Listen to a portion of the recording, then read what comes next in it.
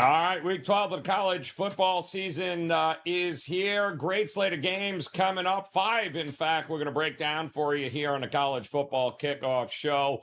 And we're going to do it with 3 of the finest college football handicappers at WagerTalk as we welcome in the pen. Ralph Michaels in the house. Drew Martin ready to roll, as is the one and only Mr. Rob Veno. Gentlemen, welcome to week 12. Interesting game kicking off on a Friday night here, Rob Veno. Out west, in fact, is where we're heading as well, because Washington can't win a game east, so they might as well stay out west. The only problem is they're taking on UCLA, who doesn't have a problem winning anywhere, it looks like, here at this point, except looks like a lot of the money coming in on Washington throughout the week, up to -4. I don't know. Is Washington the right side here, or does UCLA just keep doing what they've been doing, winning and covering games here? Well, it is interesting, Joe. I think first, at this time of year, you have to look at bowl situations. In bowl situations doesn't mean you have to win, but certainly it can provide some motivation. For Washington, they're 5-5. They need this one to get to the necessary 6 and get a bowl bid qualification. They especially need this one because they go to Oregon next week. If they don't win here, they probably don't win there, end up 5-7, and in Jed Fish's first year, it ends up not real good. UCLA 4-5, 3 games left for this team. The last 2 are on the road. Obviously, they want this one to get to 5-5. They're playing really well right now. The home games to end the season are USC and Fresno State. Take a look at travel in this Big Ten. We're at the end of the road now, end of the season, where teams have crisscrossed the country more than once. And for Washington, it's the 3rd time they're going to be playing in a game where they've flown through 3 time zones to get to the destination. It's a short work week on their part. They were at Penn State last Saturday, all the way back home. The last time they flew from east to west, it was when they played Indiana. They came home here to Seattle, and they beat USC outright. So it's good for them to come home, I guess. They won that game 26-21. They were 2.5-point dogs in that contest. For UCLA, short trip from LA to Seattle, and they have an extra day to prep because they played last Friday night when they beat Iowa. So if we take a look at the current form you were referring to there with UCLA, Joe, they're on a massive 6-0. With 1 push, so last 7 games, 6-0-1 against the spread. They've been priced in this specific price range 4.5, 2 times. Once was at home against Minnesota. They're +4. They push. Then they go on the road in this range. They take 4.5 at Rutgers, and they win that game straight up 35-32. So for UCLA, they've been here, fairly successful at it. If you just take a look at what happened against the common opponent, which is Iowa, or Washington went there and got destroyed 40-16, and UCLA at home last week wins 20-17. That's +6.5. Washington's on a 1-3 ATS run. It hasn't been good, but the competition they've played has been pretty stiff. Indiana and Penn State are a combined 18-1, and they played Iowa, as I just mentioned, in that other game, and then there was one against USC that they won. UCLA. Not only is it a good ATS streak, guys, but they've outgained the last 4 opponents they've played. The offense has come alive, averaging 274.5 passing yards per game. After rushing for only 452, total 452 in their first 7 games, they've gotten 350 in the last 2 games. So obviously, Eric Bieniemy's offensive system is kicking in. Could be somewhat a product of the schedule, but you'd like to believe that UCLA is becoming cohesive here. Meanwhile, Washington benched Will Rogers last week at halftime, and they played true freshman quarterback Damon Williams Jr. in the second half to get more of a running threat. Probably see Will Rogers here, though. I don't think that was a permanent move, just something to try and get the team fired up. I think if you look at it from an overall perspective, listen, UCLA's season is basically split in half. They started the season with a very tough schedule, and the results weren't good. First 5 games were against Indiana, Oregon, at LSU, at Penn State. In those games, 13, 17, 13, and 11 points. Not good whatsoever, but the schedule softened up. Last 4, we talked about it. They're 3-1. Looks like they're adjusting to the new schemes. Washington's the absolute opposite. Played soft early, tough recently. I'd have to say that, there's really not that much difference talent-wise in my eyes between these two teams. I think the reversal of schedules has helped UCLA look much better. The perception is they're much better at this point. But this one boils all down to situation where I'm concerned. Washington, again, have to win to get into the bowl game. But it's their final home game, right? They go on the road next week. And I have to believe they come out highly motivated here after getting beaten last week. They're only asked to win by 2.5 in the first half. So if you win by a field goal, you cover this number. How about this? They're 4-1 against the spread at home in the first half this season with a plus 17.5 margin of victory, and they've beaten the point spread by plus 4.1 in those games. Good first half team at home, motivated. I think the recent, stuff put up by UCLA is nice, but I don't think it's nice enough here. So I'm going to play Washington first half minus 2.5. Oh, all right. Looking for a first half play there with Washington taking on the red-hot UCLA Bruins. Can they continue? The market doesn't seem to think so. So that game is going to be on for Friday. And a big shout-out to those of you joining us here on the live stream. G. Hurt says, I absolutely hate this card. Need some help picking winners. That's exactly what we are here for. And without a doubt, we're going to try to do that with 5 of the big games coming up in this Week 12 slate, including, we just talked, Washington, of course, UCLA on Friday. And Ralph, another one that we're going to travel out west, looking at Deion Sanders, Colorado, taking on Utah, which is another interesting game, especially given the fact that, Utah just got their guts ripped out at home there against undefeated BYU. Thanks, refs. Appreciate that. And now Colorado, a week off to prepare. They are rolling. And let's face it, they got a pretty good opportunity here, maybe still at the playoffs. What do you do here with Colorado and Utah, and especially Colorado laying, 11.5 now, Ralph?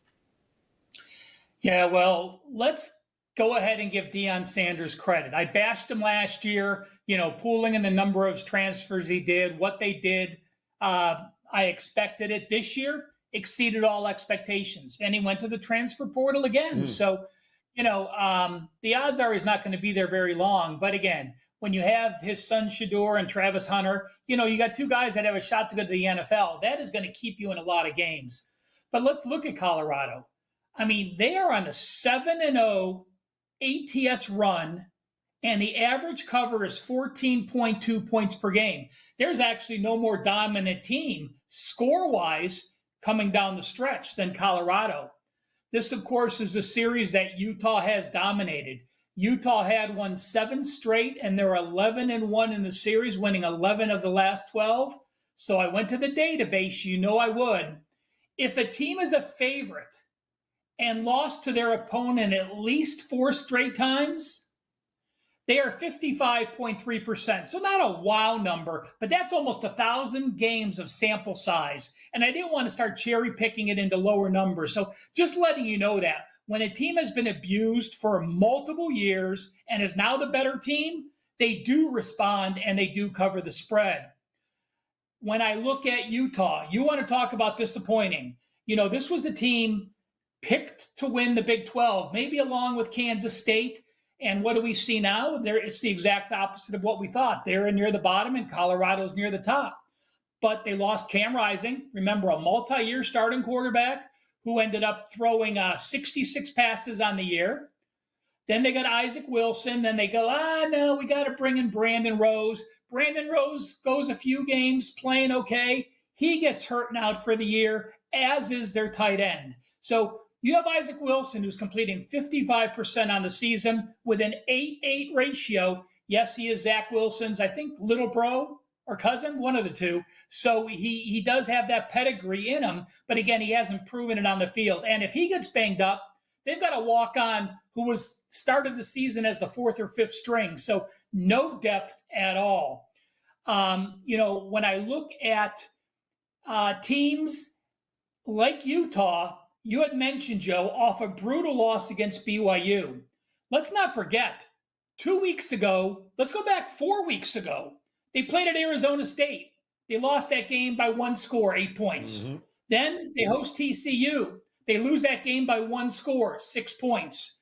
Then they go to Houston. They're leading Houston 14-7 mid-third quarter. What happens? They lose by 3 points. And against BYU, they were leading that game 21-10 mid-third quarter. And what happens? They lose by a point.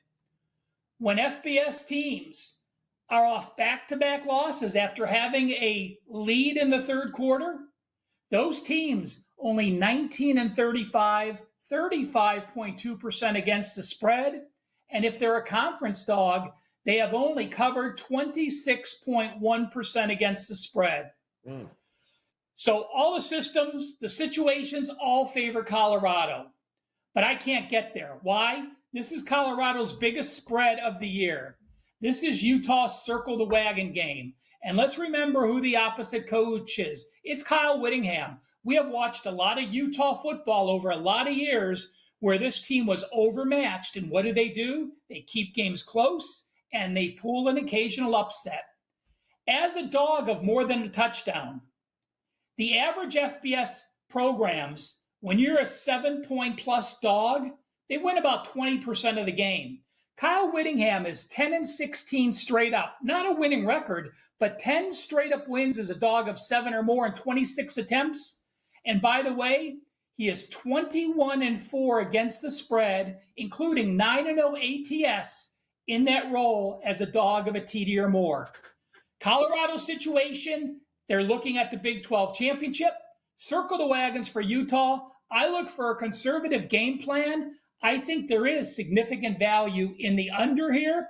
Colorado's offense is only number 67 comparing their yards per game average. Their defense is 29. And Utah's offense, number 113, with a defense that's number 19. 2 top 30 Ds, 2 bottom half offenses, under for me.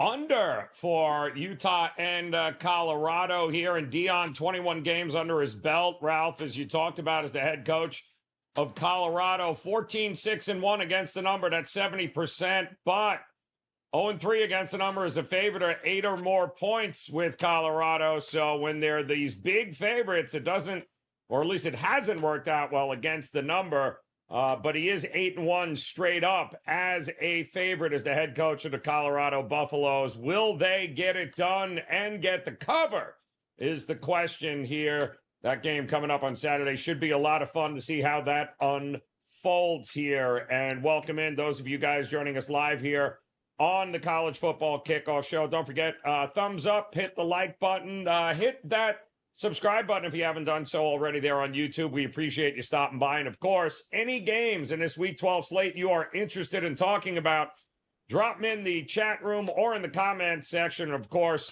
we'll get to them here as we move along. We got another game we want to talk about. Drew Martin in the house, ready to go. And well, here we go again, Drew. I feel it must be like a half a dozen times, I feel like, this year.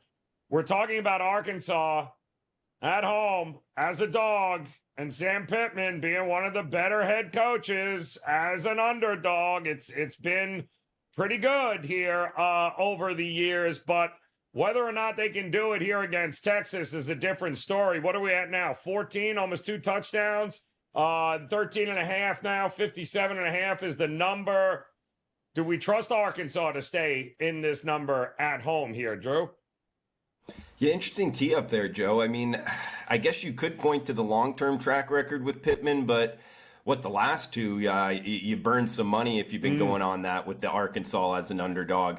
I'll tell you, just under 2 touchdowns, the ultimate equalizer here, Texas as the favorite with Sarkisian at the helm. I always look at him as the head coach. Like, I think he'll look to score another time or two. We just saw it last week. You know, Texas blowing out Florida, 49-17, putting up 562 yards of offense in that game. And you can say what you want about the Florida Gators and their injuries offensively, but that defense has played pretty well, pretty much outside of that Texas game last week and maybe week 1 against Miami. They've kept the Gators in a lot of games anyway. And you combine that with the fact the Longhorns defense, number 1 in the nation, yards per play against defense, number 2 in total defense. So this is a tough defense to move the ball against. And when you look at Arkansas, first off, offensively, yes, I guess you could make the argument some of their metrics, they're flirting with top 10 nationally in moving the football. But when I watch this team play, Joe, I mean, sometimes they're there moving the football, sometimes not so much. Their quarterback, Green, yeah, he's a good athlete behind center, but is he going to be 100% in this matchup? I think there's question marks there. And then we got to look at the schedule coming in, how this sets up. Arkansas off of a bye week. Usually that's a pretty good thing to have in your pocket when you're looking at a home dog. However, this is their second bye week of the season, guys. And after their first bye week, they went up against LSU and got blown out 34-10. So I think we have question marks here in Sam Pittman and his staff getting the guys ready off of extra preparation time, particularly going up against the caliber of athlete that Texas possesses. I'll add in the fact here, Joe, Texas 9-0. Got this from the Gold Sheet, guys. A nice little nugget here with the Gold Sheet. 9-0, the last 9 true road games. I'd look for Sarkisian and company, the 2-quarterback system if needed, if you're up in the fourth quarter to keep that offense rolling. I wouldn't be surprised, Joe, if the Texas Longhorns win by multiple scores here. So I would look to lay it with the favorite. And I'm going to fade the Razorbacks. So I'm on the Longhorns here, minus the 13. 13.5 for a reason there, Drew. No doubt. It has been a interesting season thus far for Arkansas as they find themselves once again catching double digits at home. 12 noon kickoff, in fact, with that game there. And, of course, we do have a couple of other games that we're going to break down. We're going to go round table here. We've got Clemson, Pittsburgh, and LSU, Florida coming up. Plus, if there's any games in the chat room that you guys would like to talk about or have a question about, drop them in, and we'll go ahead and get to them as we get ready to kick off ACC battle here. Clemson taking on Pitt in what should be now a very motivated Clemson team, since Miami was nice enough to throw that door wide open in the ACC. Way to go, Miami. We knew it was coming, Cristobal. We all knew it was coming. It was just a matter of time. And Rob Veno, I'll start it with you here. If I'm Clemson, I've just been given life here, I feel like. And Pittsburgh, we all kind of thought maybe they were overperforming. It seems to have hit a wall, certainly offensively with them over the last couple of weeks. Clemson coming to town, laying what, double digits, 10 now? What are we doing this game here in this big ACC battle? Yeah, the Pittsburgh offensive wall is crazy, Joe. You go back to that Syracuse game where they won 41-13, but they had 3 pick sixes in that game. The offense did absolutely nothing, 217 total yards. They came back and looked pretty good against SMU, but the defense gave up near 50. And then last week against Virginia, they're back under 300 yards. So the speeded up offense, the new hurry up offense, ranked 3 in the nation in plays per second, has definitely stalled late in the season. What looked really good early hasn't been the same since. And Clemson's got enough defensive pressure to probably get into the backfield and harass Pittsburgh's throwing game here. So a lot's going to depend on Pitt's offensive line, which has been weak as of late. But when you look at Clemson's situation now, yes, they've got a door open for them. No, they don't control their own destiny. It still looks like SMU and Miami, if they can win out, those 2 teams will go. There's a tiebreaker scenario even in which still SMU and Miami go. So Clemson basically is down to the point where they need to win, and then they need help. SMU's got 3 games left, couple at home, BC and Cal. The other one is on the road at Virginia. Clemson needs either SMU or Miami to end up with 2 losses for them to get a step right into the championship game. For Miami, they would need Miami to lose as well. So they're still not there, but certainly, as you mentioned, they're motivated and they're playing better ball than Pitt right now. Although last week, I will say this, against Virginia Tech, We talked about Pitt hitting an offensive wall. Clemson didn't look as good offensively either in that 24-point performance, only 378 total yards. I think 5 of the previous 6, this team had gone for 450 or better, and in 4 of those, they picked up 500 yards or better. Looked like an absolute juggernaut. A team, I remember being on the show a few weeks back, Joe, where you said, why wouldn't you want to play Clemson team total over? Because at that point, all they were doing was going over. Last week, was it more of a mirage or more of a reality? I would think mirage.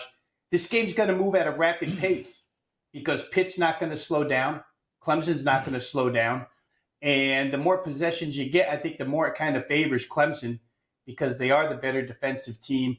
You have to, if you back Clemson here and we see line movement towards them from 9 all the way to 11, you really have to pray that Cade Klubnik doesn't fall into old ways and get picked, because if there's one thing Pittsburgh can do, it's create turnovers.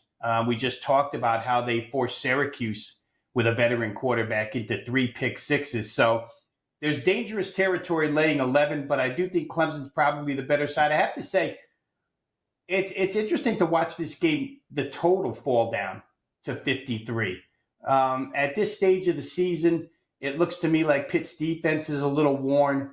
Clemson should be able to get their share. I don't know that I'm comfortable laying 11. I'm probably more comfortable playing some form of total in this game, either full game total or maybe the Clemson team total. But money is in on Clemson, and they look like they're the right side with some motivation here. Yeah, and Dabo, to your point there, does a really good job in a revenge spot. I believe he lost to Pitt last year. And then when he comes to the following game, he's 32-14 straight up. So Dabo loves getting even when he has a second shot at a team that had beaten them the season prior. So it should be an interesting one there. What are you thinking, Ralph Michaels? The total is interesting here. The renewed life for Clemson is interesting. And I guess, do we trust Pittsburgh or are they just going the wrong way here?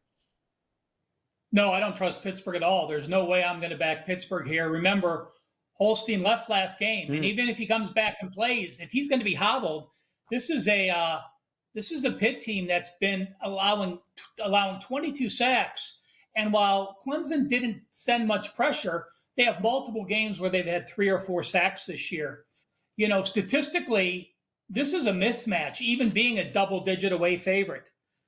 The conference schedule is basically even. I look at yard per game, yard per play, and points per game diff, the offense minus the defense. Here's Clemson ranks with the exact same schedule. Number 3, number 20, and number 12. Pittsburgh, number 78, number 53, and number 52. Ugly numbers. When I look at conference offense, Clemson, number 4 in the country, 480 yards per game. Pitt's defense, number 60. When I look at explosive plays, Clemson is 40 explosive plays in ACC action. That is number 4 in the country. The Pittsburgh offense clearly swayed by the start of the season against a weak schedule. 46 points per game, 522 yards per game the first 5 games, only 26 points per game, and 310 yards per game. Now, Rob did talk about the pace for both teams here. One thing to remember is when you're Pittsburgh and you do not have a deep offense and your offense is playing that breakneck speed, what does that mean? That means your defense is on the field a great deal.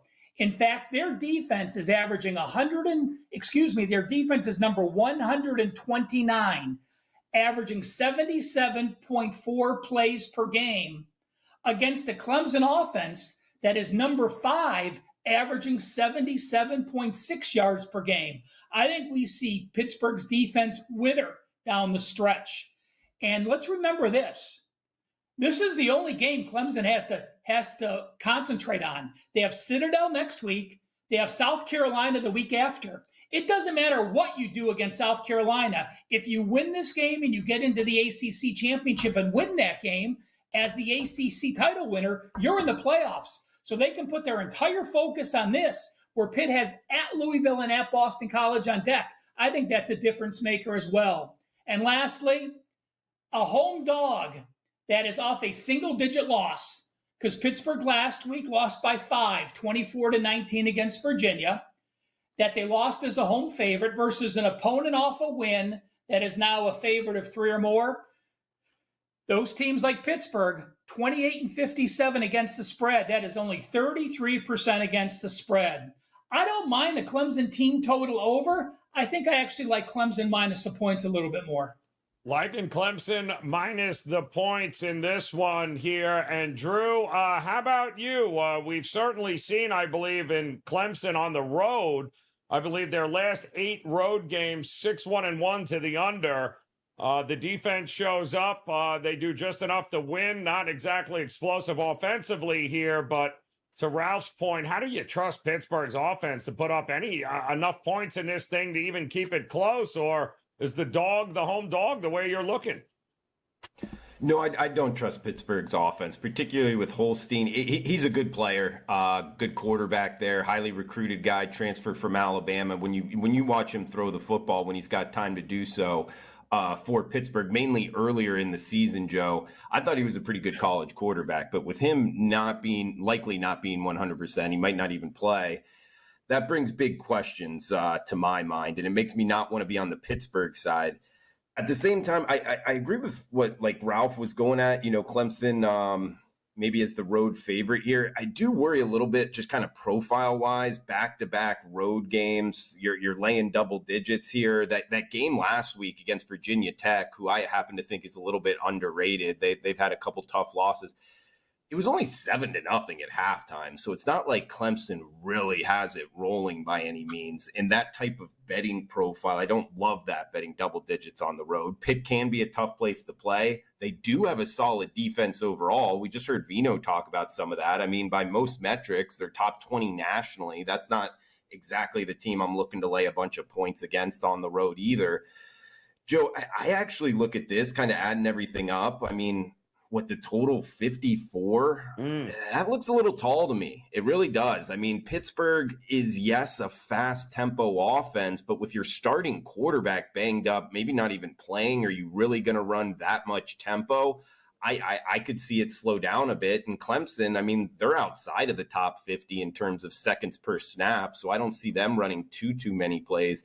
I actually think the better units on the defensive side of things, Joe. And, the market, just breaking it down side and total, is telling us, 32-21 Clemson wins this game. I wouldn't be surprised if both of these two teams don't make that, if not Pittsburgh towards the under. But overall game total, I don't think we get there, Joe. I think this finishes something like maybe 24-14, something of that nature. I like the under in this one in Pittsburgh. I'm with you there, Drew. I think Clemson on the road has been money to the under over the last 8 games. I don't see how that changes here, given the state of this Pittsburgh offense. So I'm with you. I like the under in that matchup there. We've got one more game we're going to break down coming up. LSU taking on Florida, because if you don't trust Pittsburgh's offense, I don't know how the hell you're going to trust Florida at this point. As whether Lagway can go or can't go, or the third string quarterback goes. It's been a rough year for Billy Napier and Florida, but quite honestly, that showing of LSU last game against Alabama was downright embarrassing. And what's left? What does Brian Kelly say to this LSU team to get them rolling? If anything, Rob Veno, but SEC dogs have been nothing but profitable this year. It is unbelievable how they have cashed. And Florida is a home dog, not an easy place to play in the swamp. What are we doing here, though? Do we trust Florida to keep this thing? Can you even trust LSU to be motivated at this particular point? Nope. Mute it.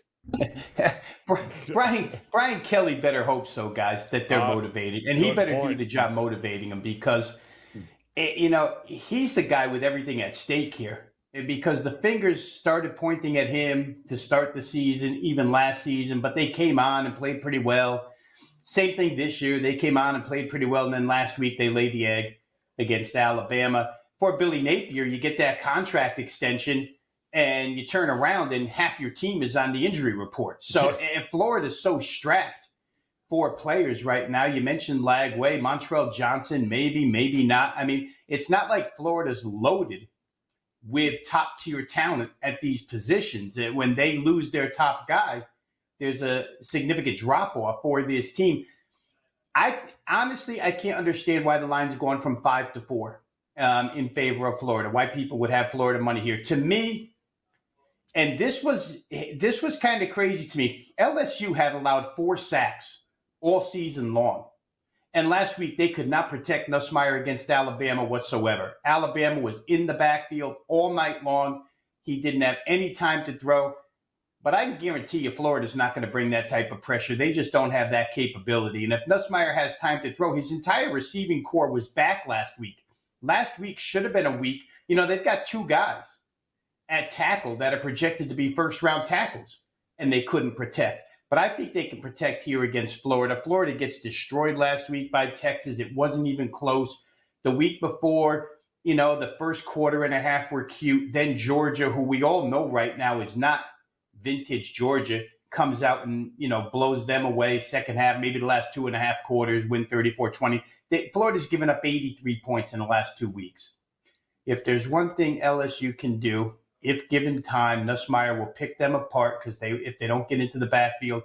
And I don't know that they do here, Joe. I think it comes down to that simple matchup where LSU protects, they score at will. Florida can't match. They're only getting 4. Home field is nice, but eventually that motivation wears off.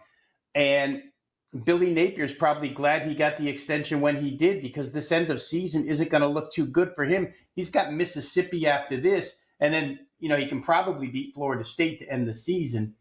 But for LSU, I think the only question is the one you brought up, Joe. Will they be motivated? Again, Kelly did the job last year in getting this team to a bowl and having them look good late. Maybe he can do it again, but I don't know. His tenure there hasn't been a great success, but I like LSU -4 this week in this situation. You know, what do you think, Drew? Could it be now is a buy low on LSU? I mean, when you look at Florida's schedule this year, oh my goodness. I mean, it has been a gauntlet. Look at the last couple of games alone here that they had Texas and Georgia and Kentucky. Then they had Tennessee. And I mean, you go down a line here, it opened up with Miami beating the snot out of them. It has not been fun for Florida at all. And because of what we saw last week, are we getting LSU at a discount? Is it worth a stab here with the road favorite? You know, the number does look cheap, Joe, at first glance. Just, I mean, you brought up a lot of what's going on here with Florida. I know it's kind of a side note. What a sweat fest this Florida over season wins of 5 is. I mean, they're going to have to find one more here. LSU, they got Florida State at the end and Ole Miss coming in next week. That's probably looking like a loss. So this is a key one for, I ended up betting their over season wins. And yeah, their schedule, absolute horrendous, and dealing with all the injuries. You know what? He kind of got some wind under his wings, if you will. Billy Napier, I believe they're going to keep him on for next year, which I actually agree with. Just watching, you know, all the injuries, I think the program could be heading in the right direction here. But talking about this game, guys, Rob brought up the point. You know, he's kind of surprised that this number went from 5 to 4 on LSU.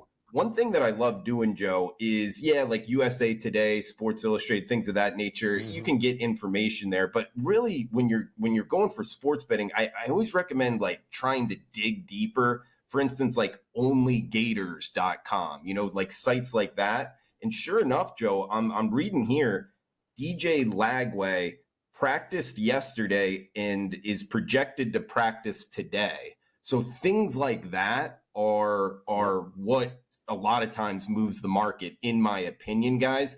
And what I think is, one, DJ Lagway, he matters a lot to this offense. But 2, combine that with the fact LSU just played Alabama last week, got blown out 42-13. And if you watch that game, one of the reasons why is because Jalen Milroe, the quarterback for Alabama, was just slicing up the LSU defense. When you look at another guy that could do that if he's near 100%, it's DJ Lagway. They're kind of the same type profile quarterbacks. So that's what I feel is moving. It has a lot to do with this market move. If DJ Lagway plays, I like Florida here, Joe.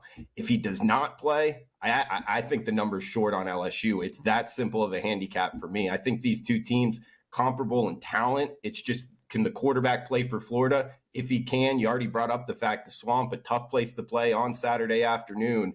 If he plays, I like the Gators. If he doesn't, go Tigers. Yeah, I'm with you. Lagway was going to be my first consideration, because if he's going, it's a different Florida offense without a doubt. If he's not, LSU should have no problem running away with this game. Either way, I probably don't trust either defense all that much in this one, so maybe an over is not a bad look either. But LSU, Florida, Ralph Michaels, point us in the right direction here. Maybe early, once you know, maybe LSU early coming out looking for a bounce back, or though, Florida got bulldozed also by Texas, so it's a tough spot for both. Well, I'm going to pull up a couple interesting trends here, and I am actually going to lean with Florida first half. Ooh. If Lagway practices and is a go. Now, with LSU, Rob talked about the bubble burst, and yeah, it's a bubble burst. You lose to USC. That was not a good loss early. We've seen the USC team, and then they run the table. They beat Mississippi. They go to Arkansas. They handle them. Then what happens against A&M? They actually had a 53-yard edge against A&M, but they were -2 turnovers. That's disappointing. And we saw that loss cost them 2 losses when they got manhandled against Alabama. And we just saw there really was the air burst out of the balloon in that secondary last week, as they just couldn't keep up with pace. But here's a number that when you look at college football teams since 2006, that were ranked in the AP top 20 and lost back-to-back games, those teams are only 38.8% against the spread, because there is a legitimate bubble burst. You're high, you're in the top 20, now you lost back-to-back games, you're not ranked anymore, and it's an entirely different perspective.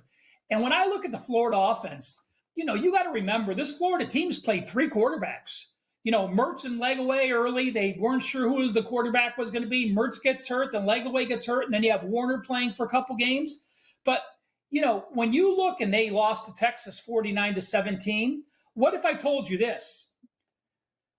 The 329 yards they had against Texas was the season most that Texas allowed. Texas hasn't allowed anybody else more than 280 yards. So while you could say they only had 329 yards, I can turn it around and say Florida's offense performed better against Texas than any other offense did this year. That's a scary thought. And then let's go back a couple weeks ago against Kentucky. There were 48 points. They won that by 100. They outgained them by 167 yards.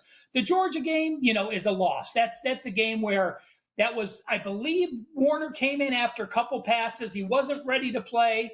I think Lagway got hurt early in there, and so he was just mismatched against that defense. He doesn't have these issues here. I'm not going to back LSU. They're done with me for the season. If Lagway practices today and on a Friday walkthrough, we say he's good, I'm going to lean with Florida early. And Rob did mention that their depth is not nearly as strong as LSU. That's why I'm going to back them in the first half and not go full game. Not a bad look. Still like the over, Ralph. I think you're convincing me to hit the bet button here by the minute with the offense putting up all those points against Texas. You're absolutely correct. I think maybe an over, not a bad look in this one as well. And don't forget, not a bad look would be hitting that thumbs up, hitting the like button there, become part of the WagerTalk TV family, hit that subscribe button, as of course we've got you covered the rest of the way in college football, not to mention college basketball now underway. And we'll have a show coming up 3 o'clock Eastern time today. We'll break down a couple of games on the slate for you, take a big picture look at college basketball this season. So plenty of reasons for you to hit that subscribe button, hit that like button as we head to the chat room here. And Rob Veno, I'm going to ask you, because nobody would play a total this high except you on this panel. And they want to know exactly what in the hell is with the North Texas UTSA total at 72.5 sitting right now. That game coming up on Friday as well tomorrow, Rob. 72.5. That shocks me in the least bit here, but I still don't think it's high enough here. Rob, what are you thinking? Yeah, I would agree with you, Joe. I would definitely agree with you. For North Texas last week, they played Army. Their offense got stagnated, but it got stagnated of their own doing.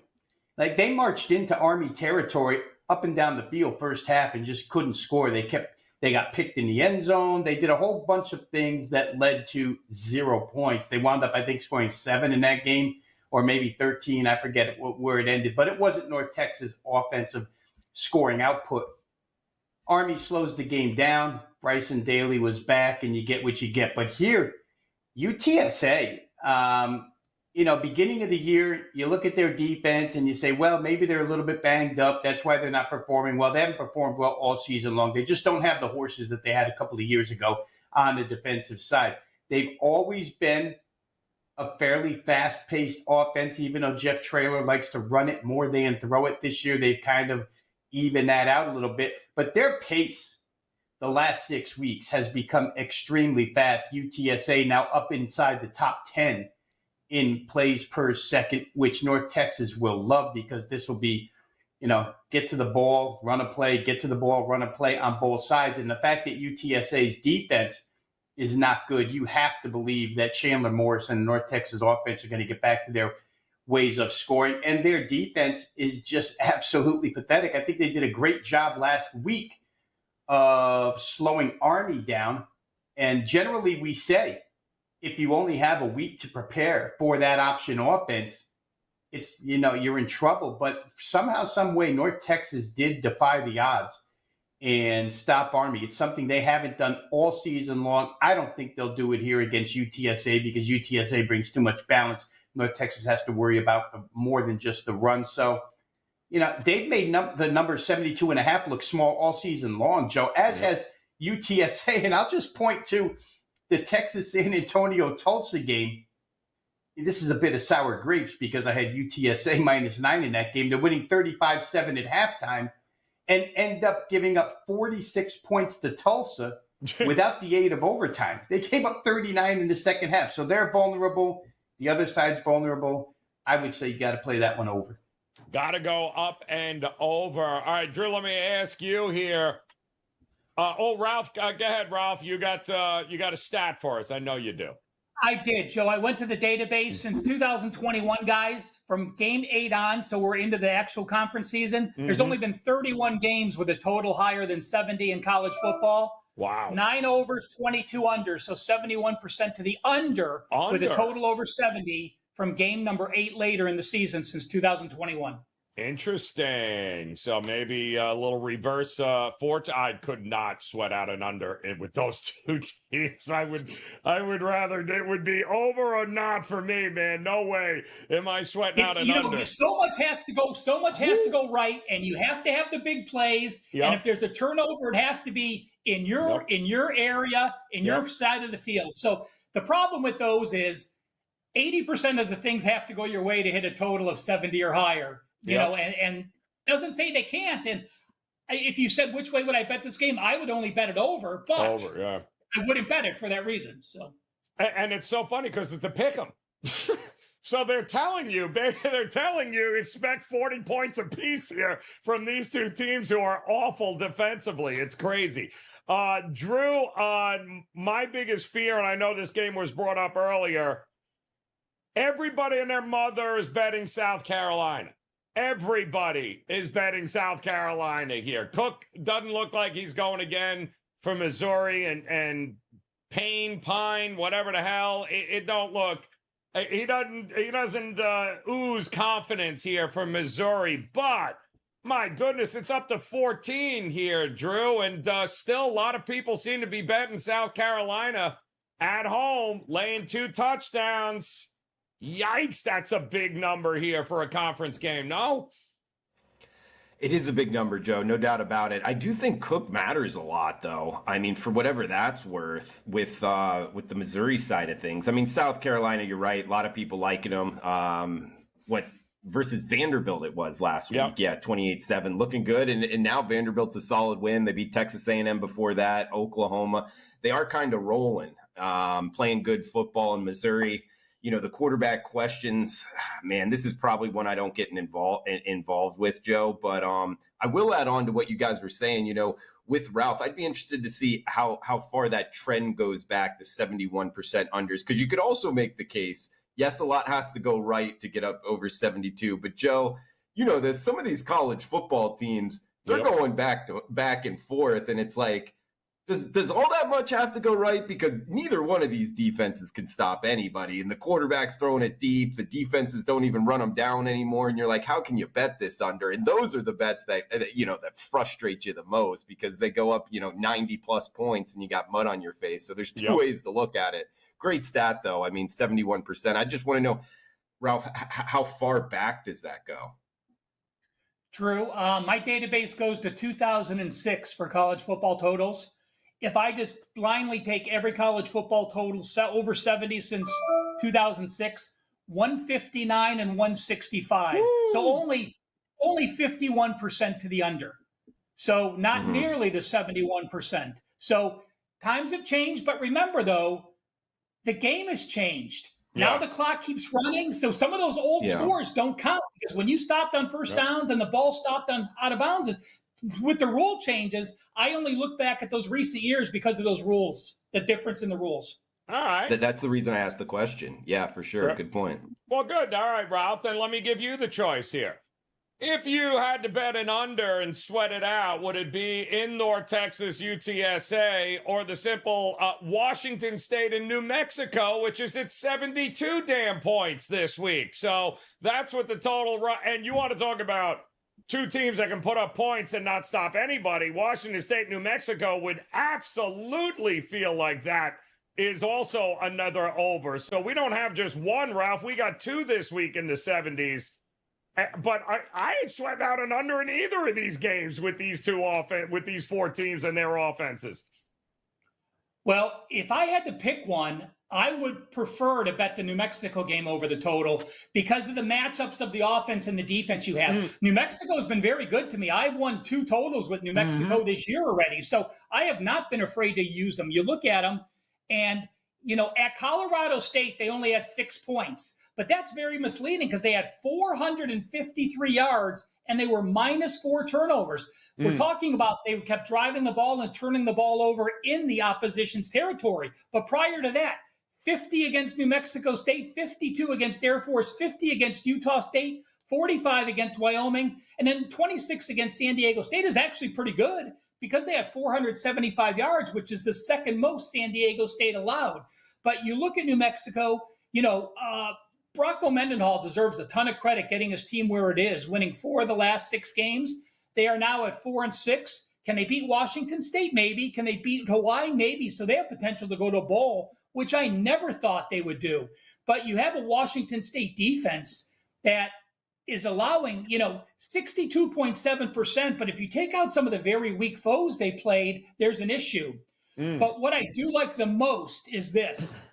I have two offenses that want to run the ball and use play action. They're averaging 183 and 4.8 and 238 and 6.6. And what I really like are two defenses that are each allowing 228 and 5.5 and 158 and 5.3. When your defenses are allowing 5.3 and 5.8 yards per carry, and you use the run to set up the play action, those are the type of games that I do prefer to go over the total. Rob, I ain't betting an under in either one of those games, but I would be more partial to Washington State and New Mexico as well, just given the track record and having watched these teams run offense up tempo. You got to have the amount of possessions. You've got to have the yards per play, and I don't trust either of those defenses to stop anybody, do we? Yeah, I mean, take all four, Joe, and we'd make the same case for all four of the teams we're talking about, right? North Texas, right? Yeah, it's the same game, right? Same game, different total. because with North Texas, and I know Ralph has mentioned a couple of times about teams having explosive plays, North Texas is number 4 in the country with 168 plays of 10 yards or more, 60 plays of 20 yards or more. That's why these games go up and down and score so high, because number one, extra possessions. You get like 15 possessions each in these types of games. And then you have big plays ripped off. And in that New Mexico game, you've got two quarterbacks. I'll say it again. John Mateer for Washington State is one of the most underrated, unheralded quarterbacks in the country. Yep. He's a dual threat quarterback. They actually incorporate quarterback run, as they do with Devin Dampier on the other side. It's funny to watch Bronco Mendenhall, inventor of the 3-3-5 defense, and his whole career is built on defense, to have to go solely to offense. But Devin Dampier leads that team in rushing and passing. Yep. So you had two great quarterbacks in that game. You've got the same on the other side. UTSA throws it a little bit more. I'll say this about Washington State. What a great schedule, right? Last week I had them team total over against Utah State. They scored 49. Come right back and get New Mexico the week after. And guys, Washington State is still alive for the college football playoff. I think I saw in the rankings the other day, they came in at like number 18 or something. Yep. And they probably don't lose a game the rest of the way out. None of these games will help them as far as strength of schedule is concerned, but they could go 11-1. And if people lose along the way, who knows? Maybe they end up in that 12 spot. Winning the Pac-12 doesn't mean anything anymore, but they're going to win the Pac-12, and maybe they go 11-1 along the way. I agree with you. It's going to be interesting to see how it finishes up for them, but not a lot of games left here that they should not win. And speaking of winning, all of these guys are locked and loaded, ready to roll here, heading into this week 12 of the college football season. Drew, tell us what you got ready to go at your page at WagerTalk.com on this Thursday. Sure, Joe. Got a 4% big bet going tonight. ESPN college football, ECU in Tulsa, guys. Nationally televised, watch and win, up and available. We'll be in with the Friday, Saturday, and NFL Sunday cards here, guys, by end of day. So check it out. Drew Martin, experts page, 3-day, 7-day, 30-day all access. We got the specials going on as well, guys. So great time to jump on. And always thanks for having me, Joe. Awesome stuff, Drew, as always. Ralph, how about you? Happy birthday this week. Again, my friend, I would encourage you guys to check out Ralph's TNA segments on the college football Bet On It edition, as well as the NFL. But what do you got locked and loaded for us here, Ralph? Hey, and check me out in the next hour with Yumi and Adam Trigger talking college basketball. I'm excited about the first show. It is my birthday week. I'm riding off Marco's coattails, who had an incredible birthday week last week. Fortunately for you, I am only 61, so you're saving $2. 7-day all access for $61. No coupon needed. Just go to my homepage. I have a 5% loaded for college football on Saturday. And by tomorrow at noon, I will be loading a 5% NFL play. Those two plays, $70. But with my birthday special, 7 days, all access, all sports, $61. I'd appreciate you spending my birthday with me. We'll have a great time. Love it, Ralph. WT.buzz/RM. WT.buzz/RV. Rob Veno, how about you, man? Locked, loaded. What are we starting with here? Yeah, spending Ralph's birthday with him. Is there like a conference call where we all sit around and drink a Rheingold together or something with Ralph for his 61st I'm drunk birthday just thinking weekend? about it, Vino. I am loaded just thinking about it. Rob, if you don't know it's Miller Lite, you don't know me at all. So damn you. I am already drunk. I mean, send the B-Mix link, Joe. We'll all gather around the table. Yeah, we were talking about what we have loaded. Okay, tonight we're in action in college football, up and available right now. Also up and available for tomorrow, college football as well.